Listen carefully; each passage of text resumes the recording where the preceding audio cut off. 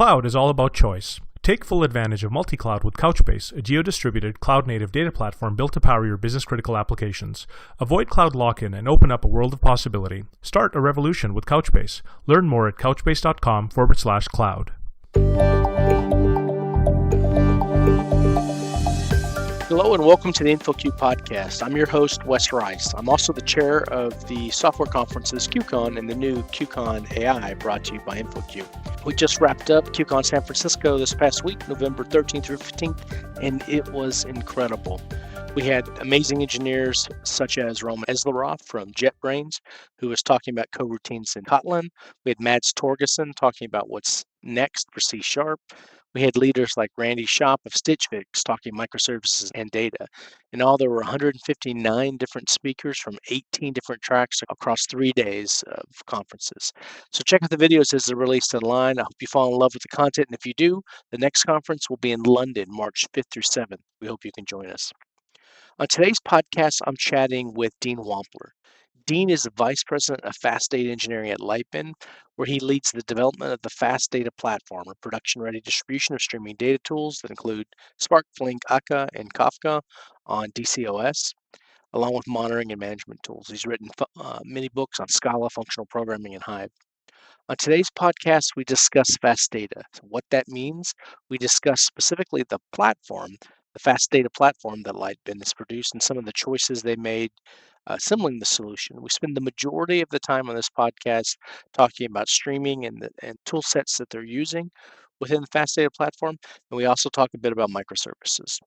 Thanks for listening. I hope you enjoy the podcast.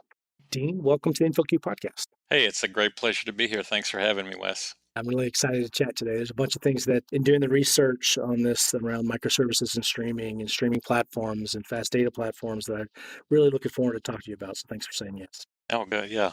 Before we jump into all that, when I was doing the research for this, your background's in theoretical nuclear physics, none of which I just mentioned saying I wanted to talk to you about. What got you from nuclear physics into big data? So the funny thing about this story is it was kind of a long, circuitous arc, as you might imagine, but even longer than it could be. The reason I put it that way is today, a lot of people who come from that background or physics in general often jump right into kind of the big data world, mostly in data science, because you learn a lot of the techniques in physics that are just actually really useful, like probabilities and statistics and linear algebra, and not being too intimidated by big problems that are hard to solve. And so it's actually a very natural transition. You know, when I've been around a little while, and when I left, there wasn't quite this concept of data science, and I had gotten really interested in writing software, in part because I was actually doing a lot of computer programming just to do the calculations for my work. So I just went into kind of regular software engineering kind of roles, and everything from like medical devices and web startups and so forth. And then when the whole big data thing really started to kick off, it just seemed like a natural fit for my old skills, my old math skills, which were a bit rusty. Plus, it was just in general a very interesting space. So that's how I started getting back into it, I guess, 5 years ago now. So when I did this introduction just a few minutes ago, I said you're the Vice President of Fast Data Engineering at Lightbin. What is that? So I'm laughing because it's a slightly made-up title. I might be the only vice president of fast data in the world, and I don't know if that's a good thing. But no, I'm focusing on building stream-oriented tooling for people in the big data world who are getting much more interested in doing stream processing. Really, as a supplement or a complement to the classic way we've done things, which is to just capture stuff and big distributed file systems like Hadoop, and then go back to big batch jobs to analyze it. Increasingly, people just need answers more quickly. Certainly, if you're doing things like trying to answer Siri requests, if you're Apple, let's say, or if you're Google, and people are searching for stuff, you can't just capture that data and look at it later. You need to process it in real time. Yet somehow leverage scale, both because there's so much going on at once, but also you have all this reference data, like the maps, or where the nearest restaurants are and stuff like that. So increasingly people are finding that it's not only a competitive advantage to move from more from batch to more stream processing, but sometimes you just have no choice. You have to do it. So let's talk a bit about, before we jump into some of these other things, let's talk a bit about fast data engineering at Lightbend, in particular, the platform that you're working on. Can you tell us a bit about the Lightbend fast data platform? Yeah, so this is as we record this, I'm working on the final testing for our GA that we plan, in the next few days, quite literally. So after about a year and a half work on this, one way I like to describe it is to say if you know Hadoop, you know that what you get is a curated distribution of a bunch of tools, each of which plays a particular role. But you probably don't, if you're using Hadoop, actually use just the Apache distributions. You tend to go with one of the commercial distributions like Cloudera or Hortonworks or MapR because you get something that's tested and integrated. You got support and all that. So the analog here is that we're doing something similar, but oriented towards stream processing. So a focus on tools like Kafka, Spark, and Spark streaming. We also provide HDFS because people need that and do want to use this platform for some batch purposes as well. Other tools like Flink, and also we're seeing kind of a convergence of architectures where people need a lot more microservices in a streaming context. So that's of course Lightbend's historic strength is in microservice development with our reactive platform of tools like Akka and Play and Logum, and then we've always been behind Scala as well. So when you talk about the technologies that are used, you mentioned both Spark and Flink. Is that just as a runner replacement for something, or is that you're actually using Flink and Spark together as the solution? Yeah, that's a really good question. So, one of the things I'm very concerned about actually is the paradox of choice. This is the problem you have if you go into Best Buy, let's say, to buy a new refrigerator and you suddenly see, dozens of them. So you kind of panic because you don't really know which one to buy and you don't want to make the wrong choice. So, I hesitate to give too many choices. And it's, of course, more work for us. If you'd asked me a year, maybe a year and a half ago, I would have said, well, Flink is interesting, but maybe not that important to us. But what I came to realize is it actually fills a couple of important niches in this platform that we're trying to build that covers as many possibilities as we can. Obviously, Spark is older and much more established, but its streaming side is really kind of newer. It really started as a batch platform with a pretty clever hack to do stream processing, which was what if we just ran micro batches? What if we captured data in fixed windows and then ran batches? And that works great for a lot of cases. But if you actually need really low latency, down below, let's say 10 milliseconds or something as a benchmark, Spark isn't there yet. It's getting there. They're doing a lot of work to make it that. But Flink started as a stream processing engine, and so it actually has been better at these kind of low latency problems, even though Spark is catching up. The other thing that Flink is doing is really the state of the art about streaming semantics. Like, what are the things you would have to do if you want to do, say, very accurate calculations with data that's in flight? The people who've been thinking about that the hardest really are Google, especially the Apache Beam team. That Beam was open source from Dataflow, and they have really been kind of defining what streaming should be. And Flink is the closest tool to actually supporting those kind of data flows. In fact, literally the way Beam works is you define your data flow in Beam, and then you provide a runner that materializes it in your cluster. And that's what Flink is doing for us. So for those two reasons, we really like Flink and decided it was worth the extra effort on our part to provide support for it. So is it that in the platform that you're producing that you use Beam and then you have the different runners so that you can use both micro batch and more of a real-time stream as a selection, or how does that work? That's an interesting way to ask that question because that is a sort of an emerging possible pattern. In other words, where people are looking to Beam to be maybe the Uber API, sort of in the way SQL is like an Uber data API, but then it's provided by different underlying engines that provide different trade-offs of performance and features and stuff. We're looking at that very seriously. That isn't what we're providing out of the box because I think it's really early for that, but that's something we're thinking about. I think one of the videos I watched that you were specifically talking about this architecture, you talked about like a case of training a model and then scoring data that's coming across. So in the solution that you have, you're using Spark to maybe train a model and then Flink to actually score it. Is that accurate? Yeah, so that's one possibility. I should say I don't expect most people to run all. We basically have four engines, the other two being more microservice focused engines, Kafka streams and Akka streams. So I wouldn't expect people to run all four necessarily, but that's one possible combination, especially in a larger organization that has a very diverse work set where you might be using two Spark and Flink together. And just to set up the scenario a little bit more that you described, one of the recurring patterns that seems to be emerging is, people have data science teams that are building new models for, and they don't necessarily have to be like neural network models, even just more classic analysis models. So they've developed this model. Now, how are they going to deploy it into a production environment that has to run at scale and it's with certain latency budgets and all that? And so one possibility is to use an engine like Spark to do periodic training. Let's say you really need to update every minute. Every minute the model needs to be updated with the latest data. Spark would be a really good choice for that because it can handle whatever load in terms of volume. It has a nice micro batch model that is really solid for that kind of periodic training. But then if I decide I want to use Flink for low latency, or it could be Kafka streams or Akka streams for low latency scoring with whatever the latest model is, then how am I going to share those models? So that's certainly one of the areas that we're thinking hard about.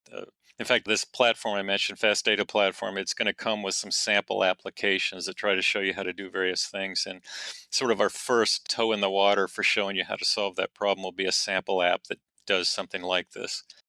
So let's shift gears, and we're going to circle back to this in just a second because I want to talk about the space of microservices and streaming in particular. But before we do that, you talked about the paradox of choice just a little while ago, and I'd like back to that and kind of discuss some of the things that you mentioned. For example, you mentioned Beam, you mentioned Flink, you mentioned Spark, you also mentioned Kafka streams, and you mentioned Akka streams. So I want to kind of talk about these. You've done some work and you've spoke a bit about when it makes sense to use each of these, and I'd like to talk a bit about that. Can you elaborate on this? Well, first of all, the word stream is a very general term. It's a buzzword, right? So everybody latches onto it. But within some reasonable definition of what streaming means, what kind of things would you need to do? And so I think the right way to approach these problems is, think about some criteria that are going to sort of force you to choose one or the other. And so I alluded to one already. If you're trying to do something very low latency, that's often a constraint, then using Spark, at least today, would not be a good choice because its most mature form for stream processing is this micro batch model. Again, this is changing pretty rapidly, but as of today, if I needed, let's say, to score traffics for anomalies or fraud or something, then I might want to use something that has a low latency, and then I might decide, all right, well, how much volume am I going to deal with in any particular, let's say, minute? And if it's very big, if I'm like trying to score every tweet in the Twitter fire hose, I'm going to have to use something that's very good at sharding the data over a big cluster like Flink, which Spark is also very good at. So if I had to do this at low latency but at huge volume, then that might push me towards Flink.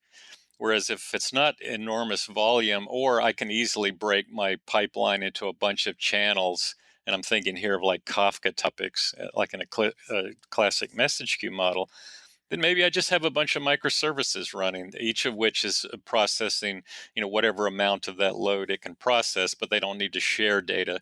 Then I could use Kafka streams or Akka streams. So you kind of get into these sort of debates with yourself, let's say, of figuring out, all right, what are my requirements? What's a reasonable approach that gives me not only satisfies my SLAs and so forth, but also is something I know how to run and manage and feel comfortable running and managing. One thing, Beam, though, Beam, you mentioned, comes out of Google with data flow, and it's almost created this abstraction with these various runners that are available. On Google's platform, you could run it with Flink, you could run it with Spark. What do you see the state of what's happening with Beam today? There's this curious thing happening. So Beam is a natural API to be an abstraction layer over a bunch of these streaming engines, really all of them that I mentioned. And it's very beautiful for that. There are some limitations I'll come back to in just a second, but then out of left field, SQL suddenly got very popular again. And I'm not exactly sure why it came about, but it turns out that there are some people who are saying, you know what, Spark has a SQL API, so does Flink. Everybody knows SQL more or less. Why don't we just use SQL as our sort of quote unquote scripting language for stream processing? And that actually works. And it's like a good 90% solution. It's not going to do everything for you. And I'll mention some things where I think it's not a good fit. But that's actually emerging as maybe the alternative, at least for the core business logic, the alternative domain-specific language for streaming.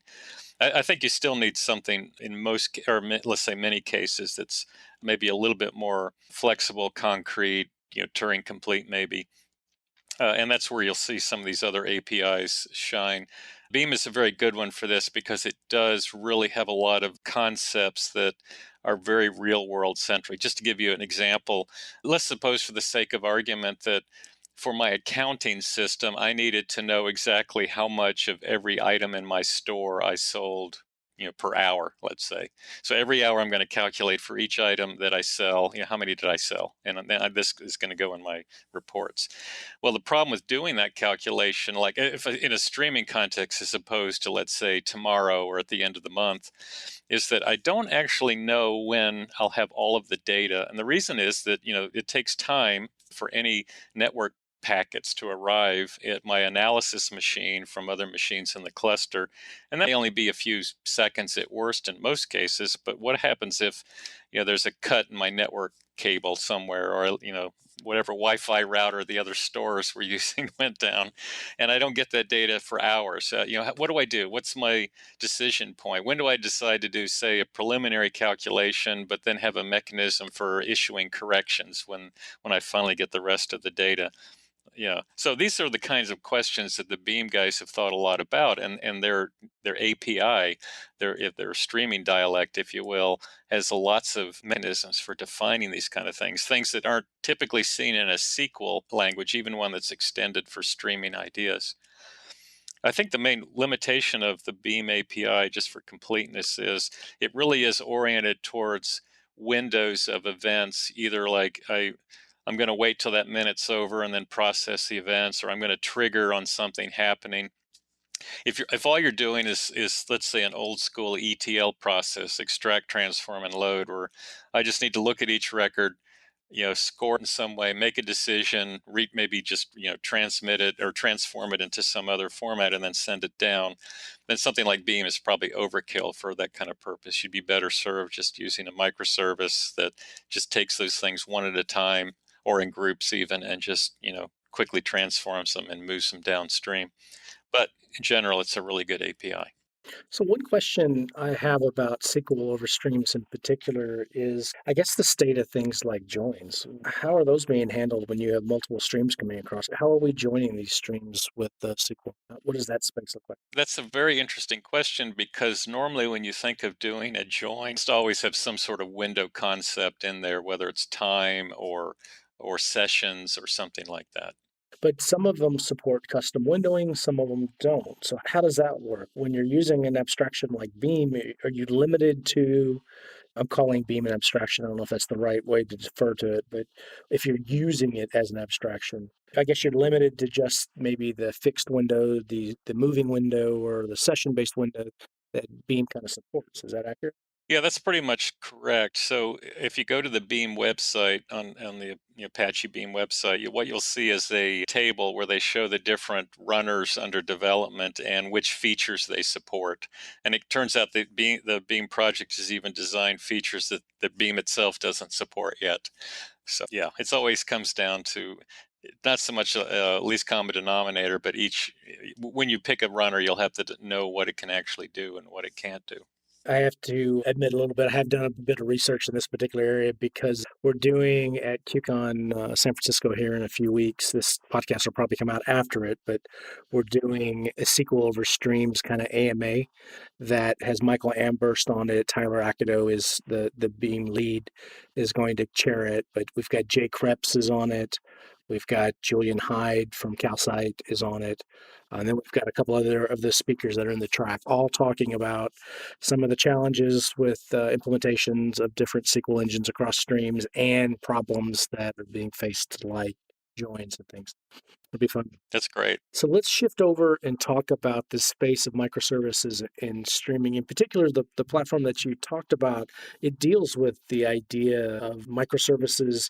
It deals with streaming. It provides kind of a whole solution that handles both this streaming world and this microservices world, right? Yeah, that's our goal, and it's partly a recognition that the way I like to put it is this way. If you think about sort of the problems that you as an engineer faced when you were working in the Hadoop ecosystem with mostly batch stuff, there were a lot of concerns, but one of the big ones that you really didn't have to deal with too much was I'm going to start a batch job and it will run for weeks or months. I mean, that didn't make any sense. Usually, like these big nightly jobs you might run, maybe they run for a few hours and then they're over. And the advantage there was that the sizing that the job had to have was kind of figured out at the beginning. It ran, it was done. But if you suddenly switch to now I'm going to do this continuously with a stream, then you're probably deploying something that might run for weeks or maybe months before you update it or whatever. And if you run something long enough, you're likely to run into every possible obscure problem that could occur, like hardware failures and network partitions and big spikes in traffic. So suddenly these data processing jobs now have to look a lot more like the kinds of services that people in the microservice world are used to building, that know how to scale and are resilient and have these kinds of qualities. We call them reactive traits, and that's kind of forced, I think, architectures to look more like microservice architectures. And at the same time, we're writing more microservices just to bring like data and other capabilities into our data processing pipeline. Am I correct to say then that you've got a solution, likely one that Lightbend has, but around creating microservices kind of on the ingestion side that kind of like are funneling things into like a Kafka backbone? Is that accurate? Yeah, that's certainly one scenario. We do like Kafka as a backplane for data in that way because it does give you this nice capturing durability, and then multiple producers, multiple consumers, that kind of stuff. And it could be that it's the data is coming from microservices. Often that'll be the case. It could just be coming straight over a socket, like I mentioned the Twitter fire hose. Maybe that's what it's going directly into Kafka in some way. But also, another example of where this might come into play, you might have, we talked about model serving a minute ago. So, one possible way to serve models is that I have a bunch of microservices that are just constantly getting REST requests from my stream processor that's like, asking me to score this batch of data. And then I get it back and I, send it down on the stream. So, there's ways in which you're seeing them integrated even in data pipelines now. So I guess Kafka is the area that gives you the ability. But one of the questions I have is that, at the microservice tier, you've got things that are very loosely coupled, they're highly scalable, they're stateless. But as you get back into the streaming side, you're more scaling vertically. You're needing more processing power. Is Kafka the thing that gives you that ability to translate between these two worlds? Or how are you managing the stateful world and stateless world? Yeah, that's a very interesting question. I think there's definitely some forces that both drive them apart in that way and also drive them together. And I think people have to be very careful. Just as an example, you would not want to do a lot of blocking REST calls from within your stream processor because that's likely to slow down and become a bottleneck. But maybe what you do is you send off these asynchronous requests, like, just let's reuse the scoring example. Maybe I just send data for scoring and then forget about it, keep going in my data in my stream processor, but the answer gets written into a Kafka topic and I have another microservice or whatever that's ingesting those scored events out and then sending them on their way. And maybe they're getting joined. We're back to doing joins in my stream, perhaps. There's a bunch of things like that that could be going on. Sounds like a great use case for an actor model. I think so. Yeah, I like the actor model because so a lot of the funny thing. So the actor model is one of those things people love or hate, and mostly they hate it if they don't like the fact that it tends to be loosely typed. But the way I think of actors is they're like a very, very lightweight processor model. So if you're used to thinking of processes, like microservices exchanging data, where you have to do a little bit of validation on the edges, then to me, it's not as big a deal. There's a lot of discussion these days about meshes, fabrics, things like Istio, about Linkerd and Akka. And what are some of the capabilities that the platform, Fast Data platform, has to give you like insight into observability, things that a mesh kind of provide? What are some of the capabilities that the platform offers? Yeah, so that's a darn good question. And actually, there's several facets to it, I think. We do anticipate that a lot of these stream processing frameworks, or let's call them applications, just to get rid of that loaded term framework, that they'll look a lot more like things that you would deploy in a fabric like this. And I'll give you one specific reason why. A lot of times when you're doing stream processing, you really are only working with a relatively small amount of data at any one time. Unless you're doing like big joins or like a Twitter Firehose scenario, I'm not necessarily looking at terabytes of data per second like I might be if I was doing that overnight batch job, where I'm looking at everything that happened yesterday. I'm just going to load it all into memory with Spark and then crunch through it. You don't do that as much in streams, so maybe they don't need to be heavyweight at all, or and let's say 80% of the time versus a smaller percentage. So that'll be one reason why you might find yourself going to these kinds of fabrics to even write streaming jobs, where you get the more dynamic flexibility that these tools have. As far as understanding what's going on in your system, we are thinking a lot about the obvious need to have visibility into what's going on at runtime. We actually bought a monitoring company this year called Ops Clarity that does a nice job of helping you correlate like problems in Spark are correlated to problems in Kafka. And something went weird about an hour ago, and I can actually go back to that hour in time and look at the telemetry in this tool. So to be frank, that's at a very coarse-grained level, and it's not yet giving you visibility about what my job is doing versus Kafka and Spark as a whole. So this platform is going GA real soon now, within the next week or so, and will be a 1.0 product that won't have a lot of that kind of visibility yet, but it's very much on our radar to raise the abstraction level so that you can see what your job is doing, only drill down into maybe the underlying services later as you need it, but also leverage a lot of these open source tools and new thinking about how to deploy things in a much more fine-grained way. Like, I can't really tell you what serverless looks like to me in this context, for example, but that's obviously something we have to take seriously. And Ops Clarity, it provides kind of an ML feature capability to this idea of instrumentation, right? There are some capabilities there. They're doing some anomaly detection, and they have some other things on their roadmap.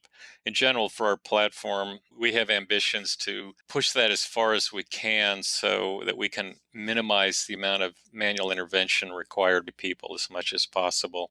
One thing I'd point out, though, everything you just talked about, with the exception maybe Ops Clarity, is pretty much open source. This is all an open source stack that you're talking about. So you're providing kind of like a turnkey solution that uses all these things.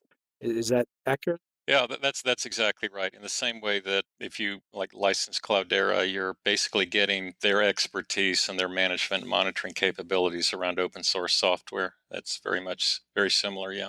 What does the bootstrapping process look like when, if you were to get started with Lightbit's Fast Data platform? What does that actually look like? That experience look like? We decided to standardize on Mesosphere DCOS because it gives us a lot of the enterprise capabilities on top of, sort of a next generation clustering engine that can run everything, as opposed to Hadoop Yarn, which is limited to things like Spark kind of jobs, but doesn't know how to run HDFS, for example.